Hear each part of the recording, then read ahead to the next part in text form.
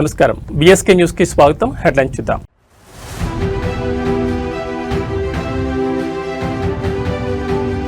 మన్యం జిల్లాలో mega parents teachers meeting పాల్గొన్న CM Chandrababu, మంత్రి Lokesh.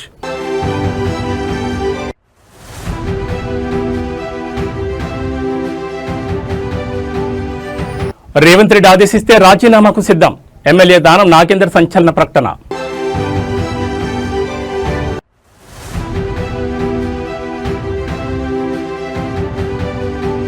Yes bank money laundering కేసులో ఈడీ దూకుడు.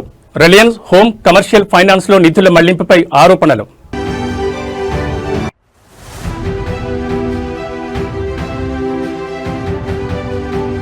శంషాబాద్ ఎయిర్పోర్ట్ లో ఇండిగో గందరగోళం. ఇవాళ ఒక్కరోజే 92 విమాన సర్వీసులను రద్దు చేసిన సంస్థ.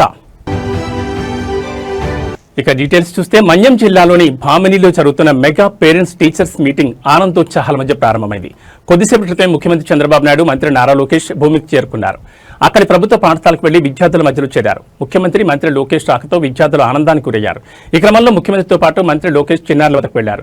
వారి క్లాస్ రూమ్ లో బెంచీలపై కూర్చొని ముచ్చటించడం ప్రారంభించారు. ఈ సందర్భంగా ఒక ఆసక్తికరమైన సంఘటన చోటు చేసుకుంది. ముఖ్యమంత్రి చంద్రబాబు నాయుడు తన చేతిలో ట్యాబ్ పట్టుకున్నారు. దానిని ఓ చిన్నారి వద్దకు తీసుకెళ్లారు. ఆ చిన్నారికి ఆ ట్యాబ్ను చూపిస్తూ అందులో ఉన్న అంశాన్ని చదవాలని సూచించారు. చిన్నారి అందులోని అంశాన్ని చదివే ప్రయత్నం చేయగా ముఖ్యమంత్రి అభినందించారు. మంత్రి నారా లోకేష్ ఇదంతా ఆసక్తిగా చూస్తూ ఉన్నారు. తాను కూడా బడిలో తరగతి విద్యార్థిలా మారిపోయారు. తండ్రి పాఠాలు చెప్తుంటే బుద్ధిగల తనయుడిలా ఆసక్తిగా తిలకించారు. అదే సమయంలో ముఖ్యమంత్రి చంద్రబాబు నాయుడు ట్యాబ్ ఎలా వినియోగించాలోనని విద్యార్థులకు అవగాహన కల్పించారు.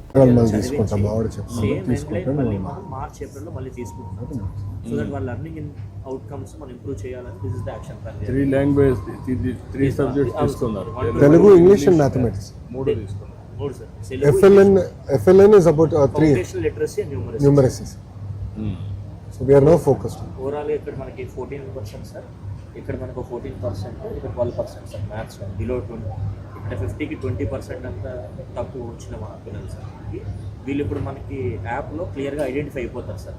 సో ఎవరి మీద ఫోకస్ చేయాలో కూడా వీళ్ళు గెట్ ఉన్నారు సార్. అంతా ఏ బేస్ మీద మీకు అది కాకుండా అక్కడ నుంచి మనకు డేటా బేస్ ఉంటుంది కాబట్టి దీనికి మీరు లింక్ చేయాల్సింది డేటాబేస్లో టీచర్, స్టూడెంట్, పేరెంట్ చేసి 360 డిగ్రీ పెట్టి పేరెంట్స్ కూడా ఎప్పటికప్పుడు చెప్తూ టీచర్స్ని కూడా అవసరమైతే వాళ్ళు ఎక్కడన్నా సబ్జెక్ట్స్ ఇదైతే you must have a training program on work under physical training program improvement. దీన్ని బాగుంది, మంచి ప్రోగ్రామ్ ఇది, లాజికల్గా తీసుకెళ్ళాలి. సార్ పాప రిపోర్ట్ కార్డ్ సార్ అక్కడ నాకు అది ఊరికే పెట్టండి దగ్గర వినపడుతుంది సార్. రాజారావు తల్లి సార్, తండ్రి సార్. నీ పేరు రాజారావా? నీ పేరు సాయమ్మమ్మ. ఎంతమంది పిల్లలమ్మా మీకు? 7 ఆడపిల్లలే. పెద్ద ఆస్తి నీకు. నువ్వు మగపిల్లవాడు కావాలి, నీ ఆడపిల్లల్ని అన్నావు అంతేనా? ట్రై చేస్తున్నావు ఇంకా తెలిపేసేవా? చాలా 7 మంది మంచి ఆస్తి నీకు. పిల్లల పెద్ద ఆస్తి ఇంకా రాబోయే రోజుల్లో బాగా చదివించు. విద్యారంగాన్ని మరింత ముందుకు తీసుకెళ్లేందుకు ఏపీ ప్రభుత్వం మెగా పేరెంట్స్ టీచర్స్ మీటింగ్ ప్రతిష్టాత్మకంగా నిర్వహిస్తోంది. పల్నాడు జిల్లాలోని చిలకలూరుపేటలో ఈ మీటింగ్ అట్టహాసంగా ప్రారంభమైంది. చిలకలూరుపేటలోని శ్రీ శారదా జిల్లా పరిషత్ పాఠశాలలో జరగనున్న తల్లిదండ్రులు, ఉపాధ్యాయుల ఆత్మీయ సమావేశానికి డిప్యూటీ సీఎం పవన్ కళ్యాణ్ హాజరయ్యారు. ఈ సందర్భంగా పోలీసులు ఉప ముఖ్యమంత్రికి గౌరవవందనం చేయగా దాన్ని స్వీకరించారు. అనంతరం అక్కడి నుంచి పాఠశాలలోకి నడుచుకుంటూ వెళ్లారు. పాఠశాల ఆవరణలో విద్యార్థులు ఏర్పాటు చేసిన ప్రదర్శనలను తిలకించారు. విద్యార్థుల ప్రతిభ పట్ల ఆనందాన్ని వ్యక్తం చేశారు. విద్యార్థుల్లోని ప్రతిభను వెలికి తీసేందుకు ఉపాధ్యాయులు పడుతున్న తపనను అభినందించారు. విద్యార్థులు కూడా చదువులో ఆసక్తిని పెంచుకోవాలని, నూతన ప్రయోగాలకు ప్రాధాన్యం ఇవ్వాలని సూచించారు.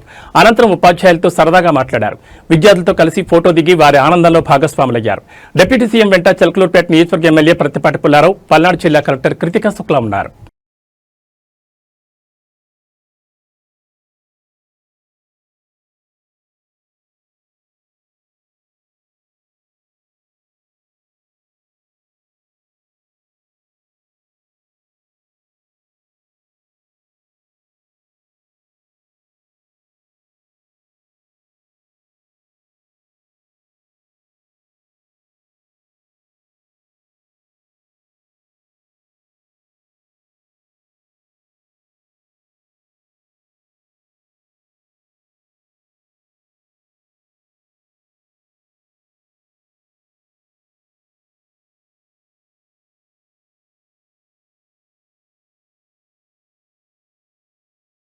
ముఖ్యమంత్రి రేవంత్ రెడ్డి ఆదేశిస్తే తాను ఎమ్మెల్యే పదవికి తక్షణమే రాజీనామా చేసేందుకు సిద్ధంగా ఉన్నానని ఎమ్మెల్యే దానం నాగేందర్ సంచలన ప్రకటన చేశారు. పార్టీ ఫిరాయింపుల ఫిర్యాదుపై సమాధానం ఇచ్చేందుకు స్పీకర్ గడ్డం ప్రసాద్ కుమార్ ను మరింత గడువు కోరిన కొన్ని రోజులకే ఆయన ఈ వ్యాఖ్యలు చేయడం ప్రాధాన్యత సంతరించుకుంది. ఈ సందర్భంగా దానం నాగేందర్ మాట్లాడుతూ ఎన్నికల్లో పోటీ చేయడం, పోరాటం తనకు కొత్తేమీ కాదన్నారు. తాను ఇప్పటి వరకు 11 సార్లు ఎన్నికల బరిలో నిలిచానని గుర్తు చేశారు. ఎమ్మెల్యేల అనర్హత కేసుపై ప్రస్తుతం సుప్రీంకోర్టులో వాదనలు కొనసాగుతున్నాయని ఆయన తెలిపారు. రాష్ట్రంలో అభివృద్ధి జరగాలంటే మరో 10 ఏళ్ల పాటు రేవంత్ రెడ్డి ముఖ్యమంత్రిగా కొనసాగాలని దానం నాగేందర్ ఆకాంక్షించారు. ఆయన నాయకత్వంలోని రాష్ట్రం అభివృద్ధి పదంలో పయనిస్తుందని అభిప్రాయపడ్డారు. సందర్భాన్ని బట్టి అది నిర్ణయం తీసుకుంటాం. ఇంకా దాని గురించి ఏం చర్చ జరగలేదు. మరి ముఖ్యమంత్రి గారు అందరూ ఆలోచించిన తర్వాత అలాంటి పరిస్థితి వచ్చినప్పుడు నేను ఎన్ని ఎలక్షన్లు కొట్లాడినా మీకు తెలుసు, ఇప్పటి వరకు సుమారు 11 ఎలక్షన్లు కొట్లాడాను. ఎలక్షన్ కు నాకేం కొత్త కాదు, ఫైట్ చేయడం నాకేం కొత్త కాదు. ఫైట్ చేయడం, గెలవడం అనేది నా రక్తంలోనే ఉంది. మాజీ మంత్రి ఎమ్మెల్యే తలసాని శ్రీనివాస్ యాదవ్ మరియు మాజీ మంత్రి శ్రీనివాస్ గౌడ్లు గాంధీ ఆసుపత్రిలో చికిత్స పొందుతున్న బీసీ యువకుడు సాయి ఈశ్వర్ ను పరామర్శించారు. సాయి ఈశ్వర్ బీసీలకు 42% రిజర్వేషన్ కల్పించాలని డిమాండ్ చేస్తూ ఒంటిపై పెట్రోల్ పోసుకుని నిప్పంటించుకున్నారు. ఈ సందర్భంగా తలసాని శ్రీనివాస్ యాదవ్ కాంగ్రెస్ ప్రభుత్వంపై తీవ్రస్థాయిలో విమర్శలు గుప్పించారు. కాంగ్రెస్ పార్టీ ఇచ్చిన అడ్డగోలు హామీల వల్లే యువకులు ఇలాంటి తీవ్రమైన చర్యలకు పాల్పడుతున్నారని తలసాని ఆరోపించారు. అసలు సాధ్యం కాని 42% రిజర్వేషన్ల గురించి కాంగ్రెస్ ఎందుకు హామీ ఇచ్చిందని, హామీ ఇచ్చి ఎందుకు గాలి కుదిలేసిందని ఆయన ప్రశ్నించారు. రాష్ట్ర వ్యాప్తంగా కాంగ్రెస్ నాయకులు అభ్యర్థులను బెదిరించి సర్పంచ్ స్థానాలను ఏకగ్రీవం చేసుకుంటున్నారని ఆరోపించారు. నల్గొండ జిల్లాలో సర్పంచ్ అభ్యర్థి భర్తను కిడ్నాప్ చేసి దారుణంగా హింసించడాన్ని ఆయన ఖండించారు. జనాభాలో అధిక భాగం ఉన్న బీసీలందరూ కలిసి ముఖ్యమంత్రి రేవంత్ రెడ్డిని గద్దె దింపడం ఖాయమని తలసాని శ్రీనివాస్ యాదవ్ హెచ్చరించారు.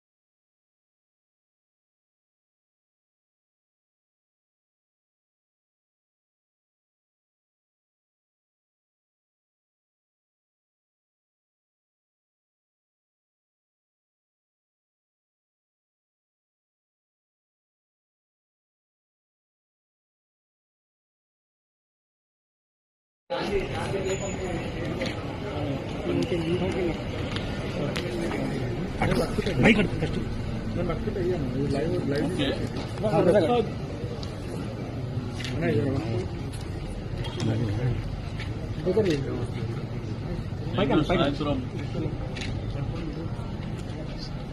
జీన్మార్ మల్లన్న గారి ఆఫీస్ దగ్గర సాయి ఈశ్వర్ అనేటువంటి మిత్రుడు వారి యొక్క కుటుంబ సభ్యులు 3 పిల్లలు నిన్న తీన్మార్ మల్లన్న గారిని కలవడానికి వెళ్ళడం, వారు లేకపోతే వాళ్ళ ఆఫీసులో రేపు ప్రమాణించబడం, అతను కిందికి వచ్చిన తర్వాత 42% రిజర్వేషన్ ఇస్తామని చెప్పి కాంగ్రెస్ ప్రభుత్వం మోసం చేసింది. ఆ చావుతోనైనా ఈ ప్రభుత్వం కట్టు తెరుస్తుందని నేను ఒక శ్రీకాంతాచారిలాగా తెలంగాణ ఉద్యమంలో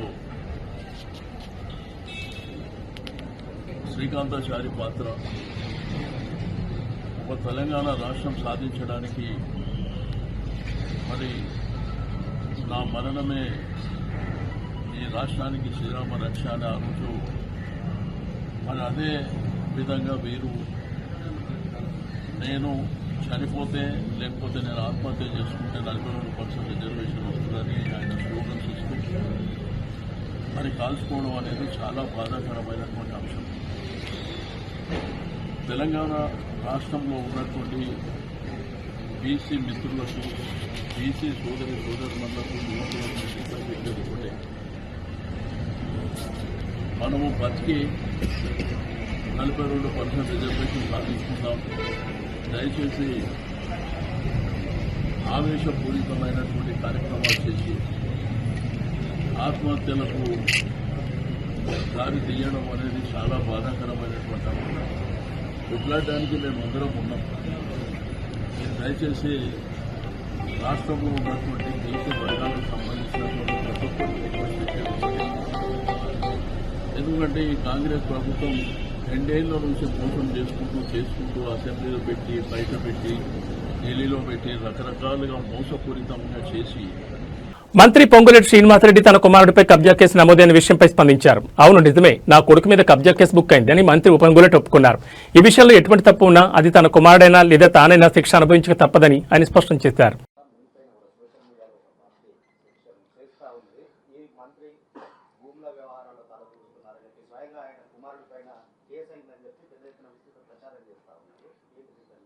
సో ఇందాక నేను చెప్పాను కదా, ఇవాళ ప్రభుత్వం ఇంకా వాళ్ళు ప్రభుత్వంలో ఉన్నాము, మేము ప్రభుత్వంలో ఉన్నాం కాబట్టి మంత్రి కొడుకు మీద కేసు పెట్టించామని ఆ వాక్కులు అనేది తప్పు.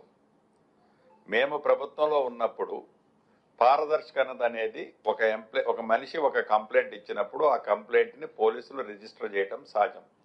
రిజిస్టరే చేయొద్దని నేను అనగలుగుతాను, కానీ అలా అనే ఉద్దేశం ఈ ప్రభుత్వానికి లేదు. రిజిస్టర్ అయిన తర్వాత తప్పకుండా దాని మీద నిజ నిర్ధారణ చేసి అధికారులు తన తప్పుంటే నా కొడుకుండని, నేనుండని, ఇంకొక వ్యక్తి ఉన్నాయి శిక్షకు అర్హుడు. తప్పు లేకపోతే అవతల రాసిన వాళ్ళ గురించి నేనేం మాట్లాడా, వాళ్ళ ఇజ్ఞతకే వదిలేస్తా. వాళ్ళ తర్వాత దాన్ని వాళ్ళ మనసుని ఎట్లా సరిపెట్టుకుంటారో వాళ్ళే ఆన్సర్ చేస్తారు. శంషాబాద్లోని రాజీవ్ గాంధీ అంతర్జాతీయ విమానాశ్రయంలో ఇండిగో ఎయిర్లైన్ సేవల రద్దుతో నెలకొన్న గందరగోళం కొనసాగుతోంది. వరుసగా 4వ రోజైన ఇవాళ కూడా ఇండిగో ఏకంగా 92 విమానాలు రద్దు చేయడంతో వేలాది మంది ప్రయాణికులు తీవ్ర ఇబ్బందులకు గురయ్యారు. ఎయిర్పోర్ట్ ప్రతినిధి వెల్లడించిన ప్రకారం ఈ రోజు రద్దు చేసిన విమానాల్లో 43 రాకపోకలు, 49 బయలుదేరే సర్వీసులు ఉన్నాయి. గత 4 రోజుల్లో ఇంత పెద్ద సంఖ్యలో విమానాలు రద్దు కావడం ఇదే తొలిసారి. నిన్న 74 విమానాలు రద్దు చేసిన ఇండిగో ఈ నెల 2 నుంచి ఇప్పటి వరకు మొత్తం 220 సర్వీసులను నిలిపివేసింది. ఈ వరుస రద్దులతో విసిగిపోయిన ప్రయాణికులు టెర్మినల్ భవనంలో ఆందోళన దిగారు. ఇండిగో సిబ్బందితో తీవ్ర వాగ్వాదానికి దిగి తమ ప్రశ్నలకు సమాధానం చెప్పాలంటూ నిలదీశారు. చెక్ ఇన్ ప్రక్రియ పూర్తయ్యాక విమానాలు రద్దు చేస్తున్నారని కొందరు ప్రయాణికులు ఆరోపించారు. సిబ్బంది అందుబాటులో లేనప్పుడు విమానాలను ఎందుకు షెడ్యూల్ చేస్తున్నారని ప్రశ్నిస్తూ షేమ్ అంటూ నినాదాలు చేశారు. ముఖ్యంగా కొచ్చి వెళ్లాల్సిన విమానాలు రద్దు కావడంతో అయ్యప్ప భక్తులు పెద్ద సంఖ్యలో ఎయిర్పోర్ట్లో చిక్కుకుపోయారు. వారు స్వామియే శరణమయ్యప్ప అంటూ నినాదాలతో తమ నిరసన వ్యక్తం చేశారు. అదే సమయంలో విజయవాడ వెళ్లేందుకు వచ్చిన ఏపీ మంత్రి కొలుసు పార్థసారథి అయ్యప్ప భక్తుల సమస్యపై స్పందించారు. ఆయన వెంటనే కేంద్ర పౌర విమానయాన శాఖ మంత్రి రామ్మోహన్ నాయుడుతో ఫోన్లో మాట్లాడి ప్రత్యేక విమానం ఏర్పాటు చేయాలని కోరారు. అయితే తన విమానం అనుకోలేకపోయిన మంత్రి పార్థసారథి చివరికి రోడ్డు మార్గంలో విజయవాడకు బయలుదేరి వెళ్లారు. మరోవైపు విశాఖపట్నం విమానాశ్రయంలో కూడా 8 ఇండిగో విమానాలు రద్దయ్యాయి. హైదరాబాద్, చెన్నై, బెంగళూరు, అహ్మదాబాద్ వంటి నగరాలకు సర్వీసులు నిలిచిపోవడంతో అక్కడ కూడా ప్రయాణికులు నిరసన తెలిపారు. ఈ పరిణామాలపై ఇండిగో సంస్థ స్పందిస్తూ సాంకేతిక లోపాలు, శీతాకాలం కారణంగా షెడ్యూల్లో మార్పులు, వాతావరణ సమస్యలు, విమాన రాకపోకల్లో రద్దీ, సిబ్బంది విమాన డ్యూటీ సమయాలపై కొత్త నిబంధనల అమలు వంటి అనేక కారణాల వల్ల ఈ అంతరాయం ఏర్పడిందని వివరించింది. ప్రయాణికులు ఎయిర్పోర్టుకు బయలుదేరే ముందు తమ విమాన స్థితిని తెలుసుకోవాలని అధికారులు సూచించారు.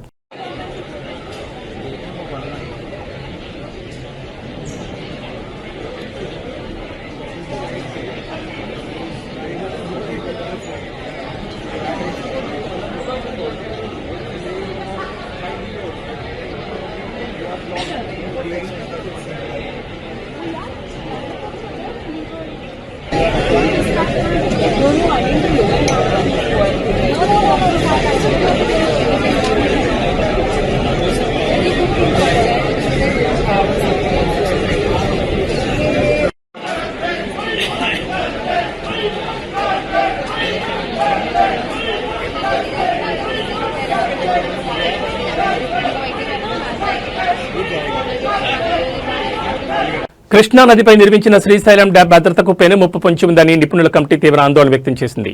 డ్యాం దిగువన ఫ్లంజ్ పూల్లో భారీ గొయ్యి ఏర్పడడంతో ఆనకట్ట భవిష్యత్ ప్రశ్నార్థకంగా మారిందని హెచ్చరించింది. ఈ ఏడాది జూన్లో ఆంధ్రప్రదేశ్ ప్రభుత్వం నియమించిన నిపుణుల కమిటీ తాజాగా నిర్వహించిన అండర్ వాటర్ పరిశీలన అనంతరం తన నివేదికను ప్రభుత్వానికి సమర్పించింది. డ్యాం నుంచి విడుదలయ్యే నీటి ప్రవాహ వేగానికి ఫ్లంజ్ పూల్లో 35 నుంచి 45 మీటర్ల లోతైన గొయ్యి ఏర్పడినట్లు కమిటీ గుర్తించింది. డ్యాం అప్రాన్ ముగిసిన 15 మీటర్ల తర్వాత మొదలైన ఈ గొయ్యి సుమారు 150 మీటర్ల వరకు విస్తరించింది. దీనివల్ల డ్యాం అప్రాన్కు తీవ్ర ముప్పు వాటిల్లింది. అప్రాన్ కింద 4 మీటర్ల లోతైన రంధ్రం ఏర్పడి అది డ్యాం వైపు 14 నుంచి 15 మీటర్ల వరకు విస్తరించింది. దీంతో అప్రాన్లోని సగభాగం ఎలాంటి ఆధారం లేకుండా గాల్లో వేలాడుతున్నట్లు నిపుణులు తేల్చి చెప్పారు. డ్యాం పునాదుల కంటే ఎక్కువ లోతులో ఈ గొయ్యి ఉండడం అత్యంత ఆందోళన కలిగించే విషయం. 2018లో నేషనల్ ఇన్స్టిట్యూట్ ఓషనోగ్రఫీ అధ్యయనంలో గొయ్యి లోతు 32 మీటర్లు ఉండగా ఇప్పుడు అది 45 మీటర్లకు చేరడం పరిస్థితి తీవ్రత తెలియజేస్తోంది. అఫ్రాన్ రక్షణ కోసం ఏర్పాటు చేసిన 62 స్టీల్ సిలిండర్లలో చాలా వరకు దెబ్బతిన్నాయని, 5 సిలిండర్లు ఇప్పటికే వరదల్లో కొట్టుకుపోయాయని నివేదికలో పేర్కొన్నారు.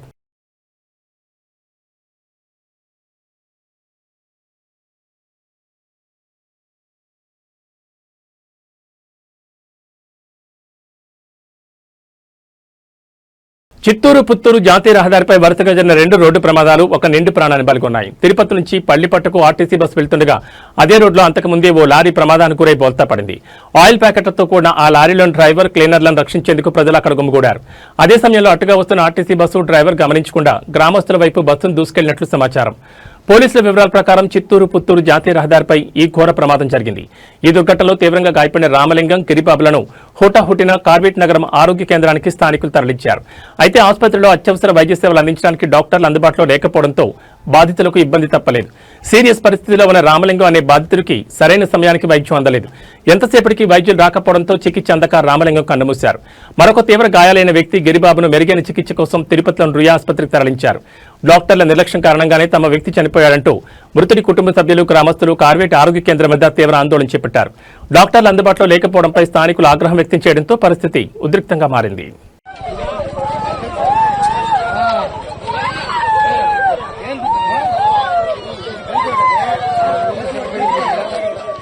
కాపాడుకోవాలంటే ఇబ్బంది పెడతారని చెప్పి నేను ప్రతిసారి వాళ్ళకి వార్నింగ్ చెప్తా ఉన్నా.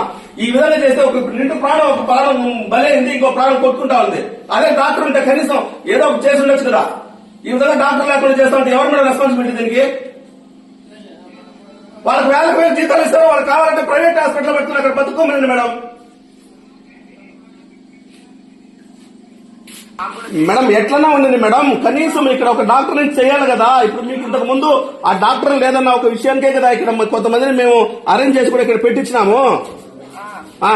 ఇంతకు ముందు కూడా లాస్ట్ టైం చేసి కూడా వాళ్ళకి కావాల్సిన ఫెసిలిటీస్ లేవు, రూమ్ లేదు, ఫ్యాన్ లేదు, టీవీ లేదంటే అన్ని కూడా మేము అరేంజ్ చేసి పెట్టించాం కదా. లాస్ట్ టైం కూడా వాళ్ళతో పై అధికారులతో కంప్లైంట్ చేసి. మరి డాక్టర్ ఉండడానికి ఏం ఇక్కడ ఏం మీకు ఇప్పుడు ఆ పోయిన ప్రాణం తిరిగి వస్తుందా మేడం? పోయిన ప్రాణం తిరిగి వస్తుందా? ఇంకో ప్రాణం కొట్టుకుంటాను, కనీసం దానికైనా ట్రీట్మెంట్ చేసి ఉండొచ్చు కదా. వీళ్ళకి ప్రైవేట్ హాస్పిటల్స్ కావాలంటే అక్కడికి వెళ్ళి అక్కడ చెప్పట్లేదు మేడం. కనీసం వాళ్ళు చేస్తున్నారా లేదా అని చూసుకొని వాళ్ళ మీద యాక్షన్ తీసుకోండి మేడం. ఈ విధంగా 100 ప్రాణాలు పోతా ఉంటే ఒక కుటుంబానికి ఒక ప్రాణం ఇంపార్టెంట్ మేడం. పోతే రెస్పాన్సిబిలిటీ ఎవరిది మేడం? కాదు మేడం, ఇక పోయిన తర్వాత ఇంకా చెప్పి ఎవరికి చెప్పి ఏం ప్రయోజనం మేడం? ప్రీవియస్ నా దగ్గర ఆధారాలు ఉన్నాయి మేడం, మీరు వస్తే నేను సబ్మిట్ చేస్తా మేడం. ఇప్పుడు డాక్టర్ గారు ఉండడానికి ఇక్కడ షెల్టర్ లేదా మేడం? ఈ రూమ్ ప్రత్యేకంగా రెడీ చేశారు కదా, అన్ని ఉన్నాయి కదా డాక్టర్ గారికి, ఇక్కడ అన్ని ఉన్నాయి కదా మేడం షెల్టర్ ఇవ్వడానికి. మరి వాళ్ళు ఇంట్లో పడుకుంటే ఎట్లా మేడం? డ్యూటీ చేయకుండా ఇంట్లో పడుకుంటే ఎట్లా మేడం? తాజాగా విజయవాడ భవానీపురం ప్రాంతంలో 42 ఫ్లాట్ల కూల్చివేతకు గురైన బాధితులు మాజీ ముఖ్యమంత్రి వైఎస్ జగన్మోహన్ రెడ్డి కలిశారు. గన్నవరం ఎయిర్పోర్ట్ నుంచి హైదరాబాద్ పయనమవుతున్న జగన్ను కలిసిన బాధితులు తమ ఇళ్లను కూల్చివేయడం వల్ల రోడ్డున పడ్డ తమ గోడును కందీరు మున్నీరుగా విలపిస్తూ ఆయన ముందు వెళ్లబోసుకున్నారు. తమకు న్యాయం చేయాలని, అండగా నిలబడాలని వారు జగన్ను వేడుకున్నారు. గత కొన్ని దశాబ్దాలుగా నివాసముంటున్న తమ ఇళ్లను కూల్చివేయడంపై బాధితులు తీవ్ర ఆవేదన వ్యక్తం చేశారు. ప్రస్తుత ప్రభుత్వం కూడా హైడ్రా తరహాలో కూల్చివేతలకు పాల్పడుతోందని, అక్రమంగా తమను వెళ్లగొడుతున్నారని బాధితులు వాపోయారు. ఇందుకు స్పందించిన వైఎస్ జగన్మోహన్ రెడ్డి బాధితులకు తగిన న్యాయం జరిగేలా చూస్తానని, ప్రతి అడుగులోనూ తాను అండగా ఉంటానని వారికి హామీ ఇచ్చారు. ఈ హఠాత్ పరిణామంతో ఎయిర్పోర్ట్ వద్ద కొంతసేపు సందడి వాతావరణం నెలకొంది.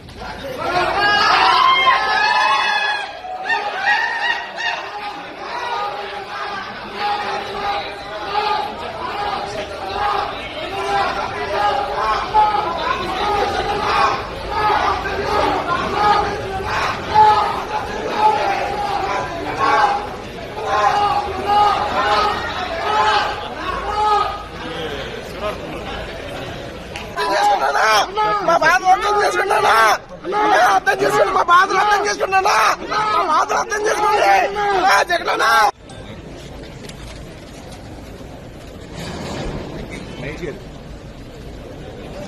నేను ఈ విజయవాడ హౌసెస్ వాళ్ళకి రైట్కి రండి ఎక్కడ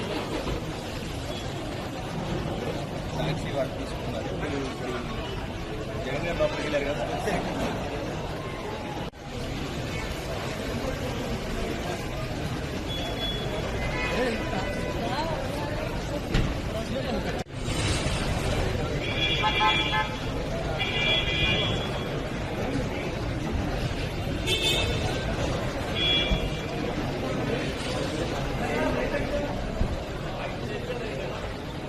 భారత పర్యటనకు విచ్చేసిన రష్యా అధ్యక్షుడు వ్లాదిమిర్ పుతిన్ కు శుక్రవారం ఢిల్లీలో ఘన స్వాగతం లభించింది. పర్యటనలో భాగంగా ఆయన రాజ్ఘాట్ ను సందర్శించి జాతిపిత మహాత్మా గాంధీకి నివాళులర్పించారు.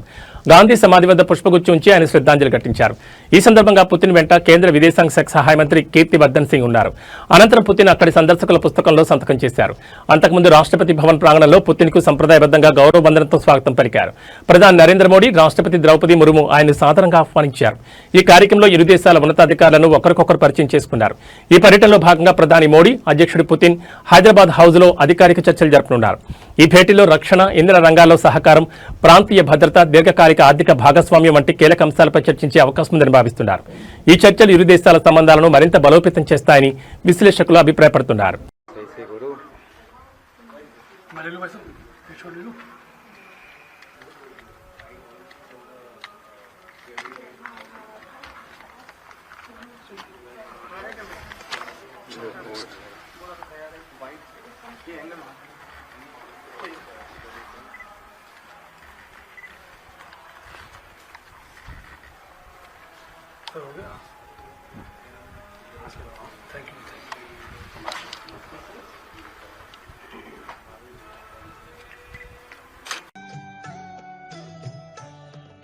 वैष्णव जन तो तेने कहिए जे पीड़ पराई जाने रे वैष्णव जन तो तेने कहिए जे पीड़ पराई जाने रे पर दुखे उपकार करे तोए मन अभिमान नाने रे वैष्णव जन तो तेने कहिए जे पीड़ पराई जाने रे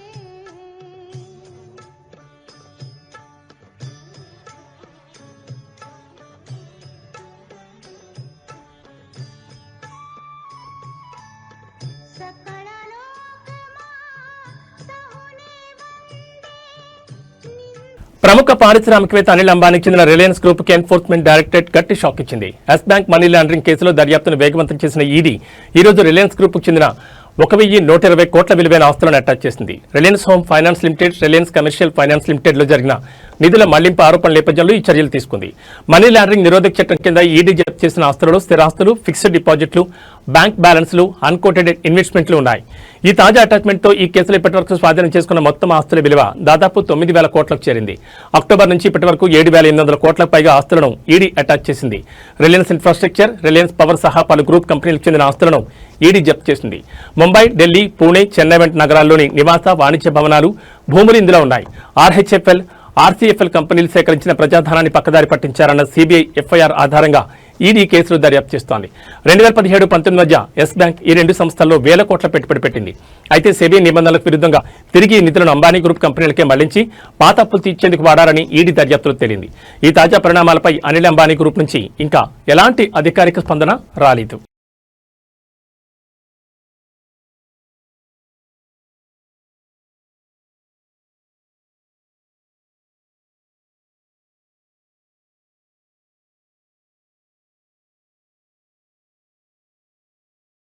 ఇవి బులెటిన్ విశేషాలు. మరో బులెటిన్లో మళ్ళీ కలుసుకుందాం. నమస్కారం.